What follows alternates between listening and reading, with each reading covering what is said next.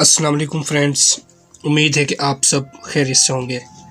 आज की जो हमारी मशक है वो मेरे भाई नासिर अरफात नासिर की एक बुक है, जब तू मुस्कुराए। तो उसका एक उन्वान है, मैं क्या हूँ।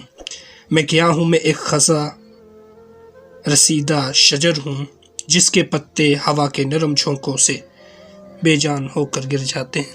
आज हम इसकी मशक करेंगे। उम्मीद है कि आपको आज की ये मशक बहुत पसंद आएगी।